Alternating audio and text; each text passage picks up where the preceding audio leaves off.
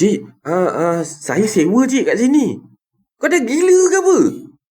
Kenapa cik? Apa salah saya sewa kat sini? Dan dia menjawab dengan suara lantang tau pakcik tu. Mana ada orang menyewa dekat kubur? Dah, kau keluar dari situ sekarang.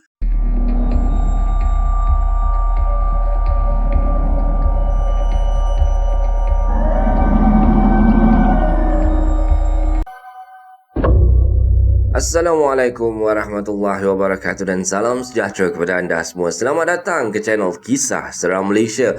Jadinya diharapkan anda semua pada hari ini sihat-sihat belaka lah hendaknya, ya, insya-Allah.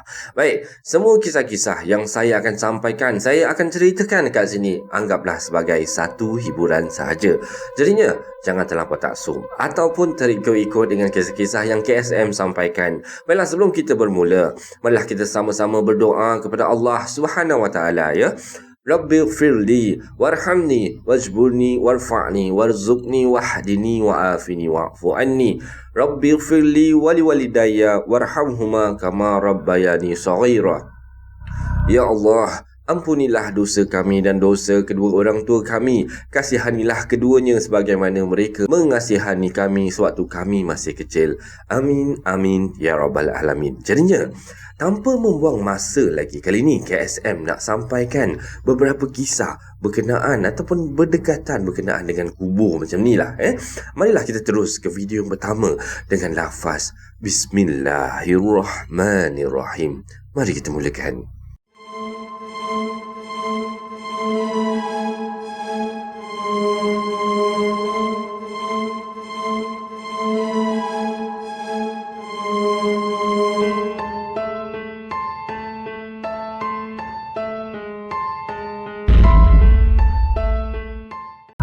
Baiklah, untuk kisah yang pertama ni, tajuk dia berkenaan dengan sihir lah. Sihir tanah kubur. Jadinya, kita terus dengan kisah yang pertama.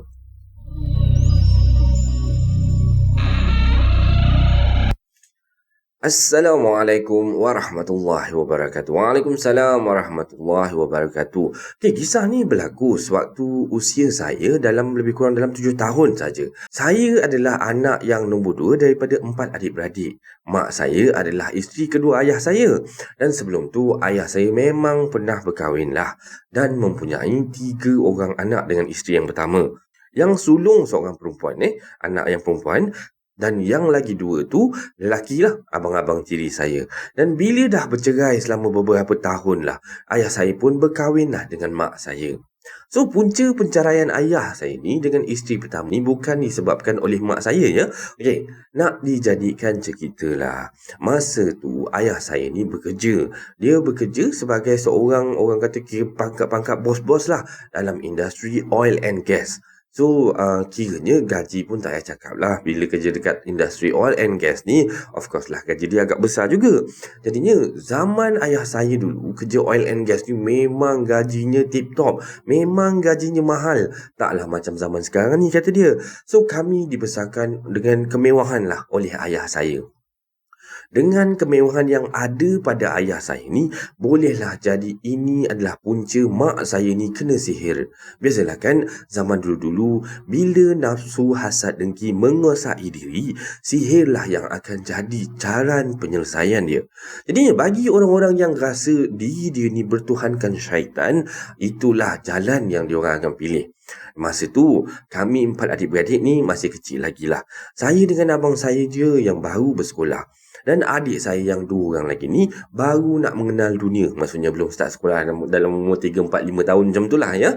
Dan masa tu kakak tiri saya ni ikut tinggal dengan kami. Dan kakak tiri saya ni agak, dia kata jahat kat sini, tapi tak boleh lah kata kakak tiri jahat ni. Boleh kata mungkinlah disayangkan mak dia yang tu kan lebih sikit. Jadi kita cakap macam tu lah. So, suka cari gaduh dengan mak. Maksudnya kakak tiri saya tadi suka cari gaduh dengan mak saya. Tapi mak layan kakak tiri sama je. Macam anak sendiri juga. Tetap dengan kasih sayang. Tetap dengan penuh, orang kata, belayan apa semula. Kakak tiri saya ni pula, kalau depan ayah ni, sikit punya lembut, sikit punya sweet, kata dia. Pandai berlakon. Dan bila ayah pergi kerja je, dialah yang berkuasa dalam rumah kami tau. Mak tak pernah pun bagi tahu perkara ni dekat ayah. Perangai sebenar kakak tiri ni bila ayah tak ada di rumah. Sebab mak tak nak bekas isteri pertama fikirkan yang mak ni jahat dekat anak-anak dia. Jadinya masa tu mak saya ni baru habis pantang lepas melahirkan adik bongsu saya. Jadi mak banyak diamkan je perangai kakak tiri saya ni yang buat dia macam-macam waktu tu. Sebab mak saya ni tahu yang semua tu adalah hasutan daripada bekas isteri pertama ayah. Dan kakak tiri saya ni pernah sampai satu kali tu dia warning pada mak saya. Dia cakap dia akan pastikan yang ayah saya ni akan berbalik semula dengan mak dia satu hari nanti. By hook or by crook, dia akan buat tak kira apa benda pun. Dan dia nak buat sampai ayah saya ni bercerai dengan mak saya sekarang ni lah maksudnya.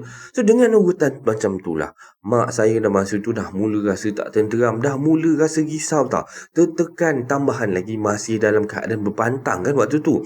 Jadinya setiap kali ayah pergi kerja je, mesti ada je cara kakak ni nak buat, orang kata nak cari gaduh, nak buat hal dengan mak saya ni. Dan dia buat rumah kami ni dah macam hotel dah macam apa dia buatnya. Pernah jugalah kakak tiri ni bawa kawan-kawan dia masuk rumah suka hati, buat macam-macam dalam rumah, layan mak saya ni dah macam orang gaji dah. Siap ada, sekali tu pernah lah sampai bawa masuk lelaki masuk bilik lagi. Kan. Dan jadinya bila mak marah, mak tegurkan dia, kakak tiri berani sampai tangan ni nak naik, nak pukul mak saya. Dan sampai ke satu tahap tu, dia berani maki hamun mak saya ni depan kawan-kawan dia. Tapi mak tetap tak pernah beritahu benda ni dekat ayah pasal tu. Jadinya motif kakak tiri ni jadi sebab tu, sebabnya dia sakit hati. Mungkinlah dia sakit hati tengokkan live kami sekarang ni senang lenang dengan ayah. Dan setiap kali ayah gaji je, ayah mesti akan bawa kami sekeluarga untuk pergi shopping. Dan kadang tu kerap kali jugalah ayah bawa kami pergi travel ke luar negara. Dan mana taknya diorang sakit hati kan. Mungkin masa live diorang dengan ayah dulu tak pernah rasa macam tu. Tapi ayah tak pernah pun nak bahagi-bahagikan kasih sayang dengan anak-anak dia, dengan bekas isteri pertama dia. Jadinya apa yang kami dapat ni, kakak tiri pun dapat, abang tiri pun dapat, dan bekas isteri dia pun terasa jugalah orang kata sepihan dia tu. Cuma kakak tiri dengan abang tiri saya ni je yang sekarang ni sakit hati sangat-sangat sebab tengok orang kata kemewahan kami lah. Sebab dulu mak dia orang tak pernah rasa semua tu macam tu kan. Jadi salah satunya lagi, mak tak bagi tahu kat ayah perangai sebenar kakak tiri ni. Sebab ayah saya ni memang seorang yang garang dan panas baran. Dulu-dulu kan watak ayahnya semua garang-garang kan. Bukan setakat garang kat mulut je, tapi siap garang dengan tangan, siap rotan, siap dengan tali pinggang. Itu biasalah ayah-ayah zaman-zaman dulu. Kalau zaman sekarang ni susah juga nak dengar benda macam tu kan. Pernah jugalah abang-abang tiri dengan kami ni, sebelum kakak tiri tinggal dengan kami lah, masa tu saya pernah tengok ayah saya mengamuk dekat abang tiri saya ni sebab selalu balik lewat malam. Pernah orang kata ponteng sekolah lah, banyaklah hal yang abang-abang tiri saya ni buat. Dan lepas tu ayah saya dapat tahu yang abang tiri saya ni hisap gam. Ini perkara yang tak baik. Disclaimer, janganlah ambil benda-benda macam ni kan. Tak baik untuk kesihatan kita, tak baik untuk kesihatan mental kita. Dan dia dapat tahu yang abang tiri saya melakukan perkara macam tu lah kat dalam bilik dia. Lepas tu bila ayah dapat tahu perkara macam tu, ayah mengamuk sakanlah masa tu. Sampai halau abang tiri saya suruh keluar rumah malam tu juga. Lepas tu esok pagi-paginya, semua baju-baju, barang-barang yang ada dalam bilik abang tiri saya tu, ayah keluarkan, letak dekat luar rumah. Dia biarkan je kan. Kalau kau nak ambil, kau ambil lah barang kau ni. Macam tu lah agaknya kan. Sampai kami ni pun takut dengan ayah masa tu. Dia punya mengamuk dia tu kan. Memang kami jadi adik-beradik ni memang jadi takut lah. Jadinya dengan kami 4 adik-beradik pun ayah pernah marah juga. Dan kalau nakal dan tak dengar cakap. Tapi tu masa dah berlalu dah. Dan lepas tu timbul pula lagi kisah kakak tiri saya ni, yang sama-sama waktu tu ikut tinggal dengan kami. Yang ni pasal sihir pula. Okey, mak dia suruh kakak tiri saya ni hantar kakak sihir ni pada kami tau. Dan masa tu kakak tiri saya ni sekolah menengah, dan setiap hari Jumaat dan Ahad dia akan balik ke rumah mak dia lah, dan ayah yang akan hantar ambil dia tau. Cuma hari dia sekolah je dia akan tinggal dengan kami, sebab masa tu perbelanjaan sekolah, segala-gala perbelanjaan kakak tiri saya ni untuk persekolahan, untuk pembelajaran dia, ayah saya yang tanggung tau. Jadi sepanjang kakak tiri tinggal dengan kami tu, mak rasa macam ada sesuatu yang tak kena dalam rumah. Dan setiap malam mak akan mimpi yang bukan-bukan. Sampai ada satu malam tu mak mimpi kena cekik sampai mak tersedar tau. Dan pagi tu bila mak tengok leher, mak ada macam bekas lebam, macam bekas kena cekik dekat leher tu. Dan bila dah nampak macam tu, mak dah jadi takut, mak dah jadi trauma, dan mak cerita semua ni pada ayah. Tapi ayah masa tu masih lagi berfikiran positif je kan, dan cuba masih orang kata tenangkan mak, relax lah, sabarlah kan. Mungkin keadaan mak masa tu makin hari makin tertekan, makin teruk kena gangguan. Jadinya sampaikan pada satu hari tu mak perasan bila kakak tiri saya ni balik je kat rumah mak dia, malam tu mestilah mak akan dapat mimpi kena bunuh lah, mimpi kena cekik lah, mimpi gantung diri lah, sampai terjun bangunan punya mimpi pun ada. Sampailah mak ajak ayah saya ni untuk pergi berubat, untuk berjumpa dengan seorang ustaz daripada Darul Shifa. Dan masa tu, masa berubat tu lah dekat rumah ustaz tu, mak ceritakanlah pasal mimpi, pasal apa yang mak alami segalanya kat rumah waktu tu. Jadinya lepas je ustaz tu tengok-tengokkan mak ni lah, dia cakap yang mak saya ni dah kena sihir, tapi cuma kena sihir dari jarak jauh macam tu. Masih dapat dielakkan lagi kata ustaz. Dan dia pun bagi air bacaan dekat mak untuk diminum. Dan lepas dia berubat tu, keadaan mak pulih macam biasa. Dah tak ada lagi mimpi pelik-pelik. Tapi ianya tak berhenti dekat situ je. Jadi selang beberapa bulan selepas kejadian tu lah, mak saya terkena lagi dan asyik ternampak kelipat pocong dekat tingkap dapur tau. Dan pernah lah satu malam tu, adik nombor 3 saya ni demam panas sangat dan meragam tengah-tengah malam. Dan mak pergi dapur ambil ubat dengan air suam. Dan mak nampak hantu berambut panjang, paras lutut, tengah selongkar peti ais sambil lidahnya terjeli-jeli menelan telur ayam sebiji demi sebiji. Sampai mak pingsan, tak sedarkan diri. Dan keadaan mak seolah-olah hijab dia terbuka, nampak benda-benda pelik. Kadang tu mak meracau cakap seseorang. Dan setiap kali bulan penuh, sambil duduk dekat beranda rumah ni, tengok bulan dan gelak seorang-seorang mak ni. Dan keadaan mak jadi macam ni bila lepas maghrib sampailah azan subuh je. Dia akan jadi macam ni, meracau-racau dan cakap seorang-seorang kan, wah macam tu lah kan. Siapa yang tak seram babe? Dah pagi sampai jam 5 petang mak okey je, macam biasa, normal je. Dan ayah dah banyak bawa ustaz datang rumah dah untuk nak tengokkan keadaan mak ni. Tapi banyak yang tak berjaya nak sembuhkan mak. Cuma ustaz cakap yang mak ni kena sihir je. Dan ustaz cakap ada benda yang mak dah terpijak sebenarnya. Dan kata ustaz, benda tu jenis yang memang ditujukan untuk mak saya. Dan kalau mak saya ni dah terpijak, mak akan terkena sihir tu. Cuma ustaz tu cakap ilmu dia tak sedalam tu, sampai boleh tengok dekat mana benda tu kena letak ataupun kena tanam macam tu.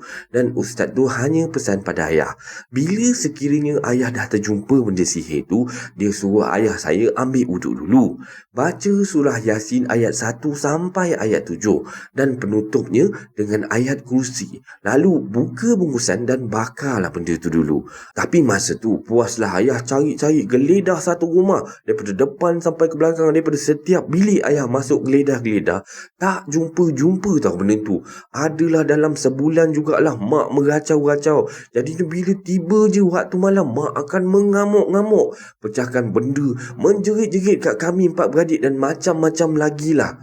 Jadinya ada satu malam tu lah, saya dan abang saya ni pernah tengok yang mak saya duduk bersila main pisau tau, sambil pusing-pusingkan, sambil goyang-goyangkan kepala dia. Kan, depan adik bongsu saya yang baru je dilahirkan. Yang masih lagi baby dekat atas katil waktu tu. Masa tu ayah saya pula tak ada dekat rumah. Tengah kerja outstation malam tu. Jadinya saya dengan abang saya ni sampai menangis-nangis. Tengokkan keadaan mak yang sangat-sangat menakutkan macam tu.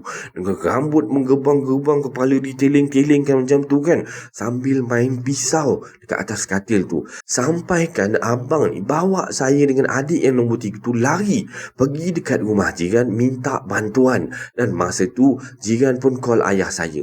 Sampai ayah saya terpaksa minta emergency leave balik dalam keadaan yang tergopoh-gapah untuk nak uruskan keadaan mak. Hinggalah ayah tak tahan dah. Tiap malam mak asyik meracau kan. Dan ayah saya pun panggil nenek saya, ni nenek belah mak ya, untuk tidur dekat rumah kami untuk nak tolong tengok-tengokkan mak. Dan nenek ni pun bukanlah seorang yang pandai mengubat ataupun meramalkan. Cuma dia boleh meredakan orang yang tengah meracau, kerasukan dan pulihkan semangat orang je dengan bacaan-bacaan ayat suci. Jadinya hari demi hari keadaan mak makin menjadi-jadi tau. Sampai ayah dah buntu tau masa tu. Tak tahu nak bawa mak berubat dekat mana lagi. Sebab dah banyak tempat yang dah pergi dah. Tapi keadaan mak masih sama.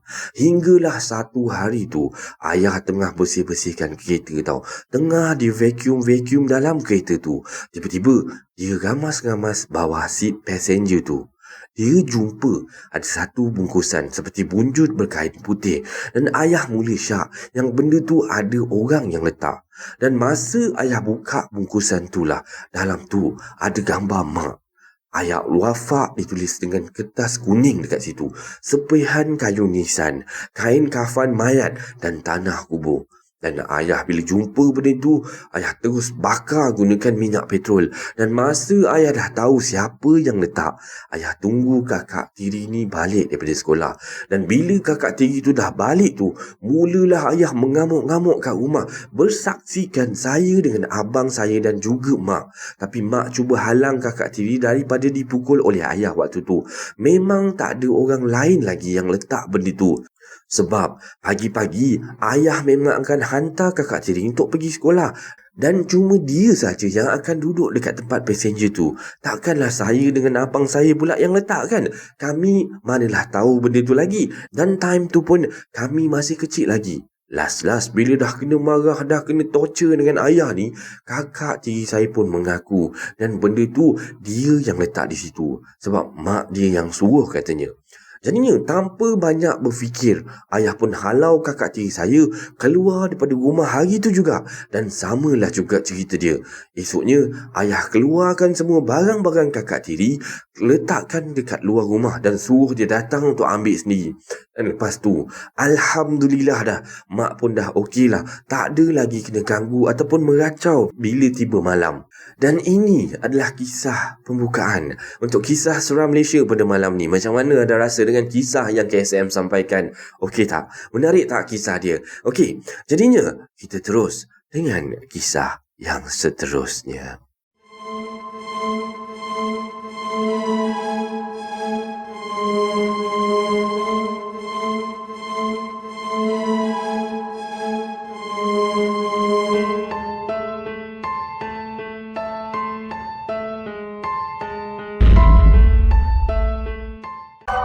Baiklah, kita terus dengan kisah yang kedua. Okay, tajuk dia untuk kisah yang kedua ni, menyewa rumah kubur. Okay, kita terus dengan kisah dia. Hai, saya Mal. Nama saya Mal, bukan nama sebenar kata dia. Dan kisah yang saya nak kongsikan ni terjadi semasa saya ditugaskan di Alustar Kedah. Dan saya ni bekerja sebagai, pekerjaan saya ni dia letak sini sebagai pekerjaan yang dirahsiakan. Yang telah diarahkan untuk membuat pemerhatian di sekitar Alustar Kedah ni.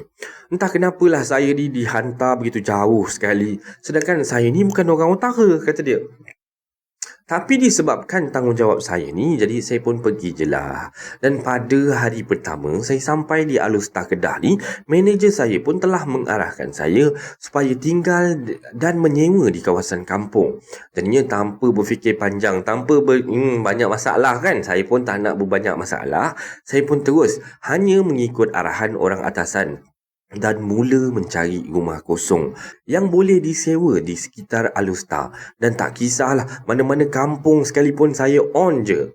Dan setelah seharian puas mencari bersama pakcik teksi ni, pusing sana, pusing sini, ke hulu, ke hilir ni, akhirnya saya terjumpa tanda untuk disewa di sebuah rumah di tengah-tengah sebuah kampung. Dan kampung ni juga telah dirahsiakan namanya. Jadi tanpa saya membuang masa, saya pun mengarahkan pakcik driver taksi itu untuk berhenti dan bertanya pada orang sekitar rumah tersebut. Tetapi yang menghairankannya, saat saya menghampiri rumah tersebut, semua penduduk kampung tersebut ni memerhatikan saya ni seperti saya ni orang asing tau. Pelik jadinya. Tapi lantaklah diorang ni kan. Saya pun buat tak indah saja dengan pandangan-pandangan diorang ni dan terus ke rumah tersebut. Tiba saya di hadapan rumah tersebut ialah seorang lelaki sebaya saya ni keluar daripada rumah tersebut, dan saya pun terus bertanya dan menyatakan hajat saya yang untuk nak menyewa kat rumah tu buat beberapa hari lah. Dan dia pun menjemput saya untuk masuk ke dalam rumah untuk nengok-nengok rumah dululah, sebab lagi satu dekat luar pun cuaca agak panas. Tengah menuju untuk masuk ke dalam rumah ni, saya bertanya kepadanya, kenapa orang kampung tersebut pandang saya ni macam saya ni orang asing, macam orang luar, macam alien gitu kan? Dan dia pun menjawab, dia orang tu memang macam tu, biar je lah dia orang tu. Dengan nada suara yang macam bersahaja je lah kan, macam marah-marah pun ada bunyinya. Dan saya terus terdiam dan masuk ke dalam rumah tersebut. Di dalam, saya dengan dia ni berbincang-bincang lah tentang bilik, tentang bayaran dan apa semua, dan dia bersetuju untuk menyewakan bilik kepada saya. Tetapi yang menghairankannya, dia tidak mahu saya ni membayar 1 sen pun kepada dia. Bagi saya itu adalah rezeki dan jimatlah duit saya kan. Dan pada malam pertama saya dekat rumah tu, saya merasakan rumah tersebut seperti ada sesuatu yang tak kena. Tapi saya tak pedulilah, asalkan saya ada tempat untuk nak bertundur, kan senang sikit hatinya. Dan saat saya nak tidur ni, saya perasan yang tingkap di bilik saya ni tidak tertutup tau. Seperti ada yang membukanya. Dan saya berdiri dan terus ke tingkap untuk menutup dia. Dan saya melihat sekitar luar tingkap rumah tersebut. Kelihatanlah beberapa orang kampung ni melintas-lintas di situ sambil melihat saya ni daripada luar. Dan saya ni bertambah hairan lah. Dan untuk mengelakkan buruk sangka, saya terus menutup tingkap dan terus masuk tidur. Dan pada keesokan harinya, saya bangun sebelum subuh untuk menyediakan barang yang perlu untuk dibawa ke tugasan saya ni. Dan ketika saya sedang sibuk-sibuk berkemas-kemas ni, saya mengikat tali pada sebuah kotak. Dan saya ni hendak memotong tali itulah. Tetapi barulah saya teringat yang saya lupa untuk membawa pisau ataupun gunting. Jadinya saya pun keluar daripada bilik untuk mencari tuan rumah. Konon-kononnya bila nak jumpa tuan rumah ni, kita nak buat, orang kata nak pinjam lah kat tuan rumah untuk nak pinjam gunting ataupun pisau. Tapi waktu tu bila saya cari tuan rumah ni, tak jumpa pula. Mana pula tuan rumah ni kan? Entah ke mana dia menghilang waktu tu. Dalam hati saya ni cuma berkata, mungkinlah mungkin dia ke pasar ataupun pergi ke masjid kan. Jadinya waktu tu saya pun terus pergi ke ruang tamu untuk mencari pisau ataupun gunting. Tapi tidak menjumpai apa-apa pun. Rumah tersebut tidak mempunyai apa-apa selain daripada bilik dan katil. Malah di dapur pun tak ada peti sejuk ataupun dapur untuk memasak. Mungkinkah rumah sewa di sini mungkinlah macam ni lah agaknya. Ataupun rumah sewa, orang kata rumah sewa bajet lah agak kan. Dan setelah siap saya mengemas barang-barang apa semua, saya pun keluar daripada rumah tersebut. Dan saat saya keluar daripada rumah tersebut lah, orang kampung berkumpul ramai-ramai datang ke arah saya. Dan saya terkejut lah waktu ni. Dan takut kena pukul ke ramai-ramai ni kan. Kerana mungkin saya telah melakukan kesalahan tanpa saya sedari. Salah seorang daripada mereka menjerit, "Weh, apa kau buat kat situ Cik, saya sewa cik kat sini. Kau dah gila ke apa?" Kenapa cik? Apa salah saya sewa kat sini? Dan dia menjawab dengan suara lantang tau pakcik tu, "Mana ada orang menyewa dekat kubur? Dah, kau keluar dari situ sekarang." Dan waktu ni saya bertambah risau tau. Seakan-akan bermimpi dan berfikir orang kampung ni gila agaknya kan. Sebab menuduh saya ni tidur di tanah perkuburan. Kemudian saya menjawab, Pakcik tak nampak ke rumah ni? Sambil tangan saya ni menunjuk ke belakang dan menoleh ke belakang. Alangkah terkejutnya saya apabila saya toleh ke belakang ni. Rumah yang saya sewa tadi merupakan tanah perkuburan. Jadi saya terus berlari ke arah orang kampung dan bertanya, di mana? Kan ada rumah kat sini. Mana ada rumah kat sini? Kau ni biar betul. Dan saya bertanya lagi. Habis tu, siapa yang bercakap dengan saya semalam? Dan saya tidur dalam rumah tu semalam. Saya ada katil lagi. Dan mereka membalas, semalam Cik Kiah tengok kau cakap sorang-sorang. Nak tegur tapi dia tak kenal kau. Lepas tu Pak Hamid nampak kau. Dia kata dia nampak kau malam tadi lepas dia lalu dekat kubur ni. Dan ramailah orang cakap kau tidur dekat kubur ni, dekat sebelah kubur Jamil tu. Dan si Jamil ni budak kampung yang dah mati dibunuh. Terkejutlah saya bila mendengar kata-kata orang kampung tersebut. Jadinya, tanpa berlengah, saya terus meminta orang kampung untuk menghantar saya terus ke lapangan terbang. Tak sanggup saya nak teruskan tugas saya di sini. Dan sampai di sini sajalah saya cerita, orang kata berkenaan dengan pengalaman saya untuk menyewa dekat rumah, dekat dalam kubur ni kan. Tak tahulah ada ke tak ada rumah yang saya sewa sebenarnya.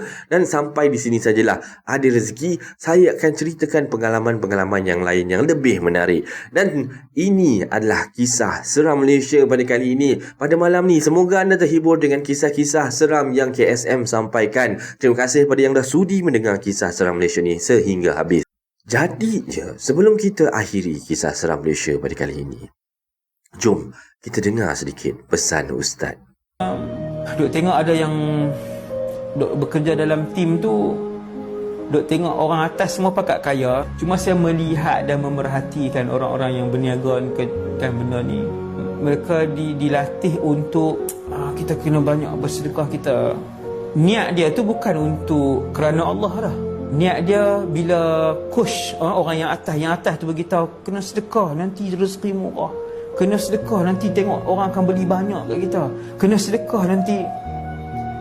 Jadi yang bawah ni tengok, dia ni sedekah banyak sebab tu dia dapat banyak. Kita kena tanam kepada orang yang kita ajak tu bukan untuk dapat banyak, bukan untuk dapat banyak. Kerana apa tuan-tuan? Sesiapa yang terlalu ditanam, bersedekahlah dengan ikhlas, Allah akan bagi banyak, Allah akan bagi banyak, Allah akan bagi ganti. Nanti perniagaan kita akan laku. Dia takkan dapat ganjaran itu, dia takkan dapat. Sebab dia hanya mengejar itu sahaja semata-mata. Dia tak letak di atas sekali, iaitulah redha Allah. Dia kena tak mengejar redha Allah. Dia jangan sebab tengok orang atas semua pakai kenderaan mewah besar apa semua, seronoknya. Maka dia bukan lagi meletakkan redha Allah yang paling atas. Dia nak maksudnya, kalau sedekah banyak boleh jadi macam mereka ni juga. Maka boleh jadi mewah macam mereka, boleh jadi rezeki yang melimpah ruah, orang akan beli barang kita banyak. Lari dah, niat dah sudah, lari. Jadi saya nak pesan kepada mereka-mereka yang berniaga, bersedekahlah kerana Allah. Satu. Yang kedua, nak ikut sunnah Nabi. Yang ketiga, niat nak bantu orang susah. Yang tu yang lebih cepat diterima oleh Allah. Jangan niat untuk, maksudnya lepas ni orang banyak beli produk kita sebab kita sedekah. Jangan. Tuan-tuan takkan dapat. Tuan-tuan takkan dapat. Tuan-tuan takkan dapat kalau begitu niat dia. Wallahu a'lam. Baiklah, sebarang komen, like dan share daripada anda semua amat-amatlah dihargai. Dan terima kasih pada yang dah sudi subscribe di channel Kisah Seram Malaysia ni.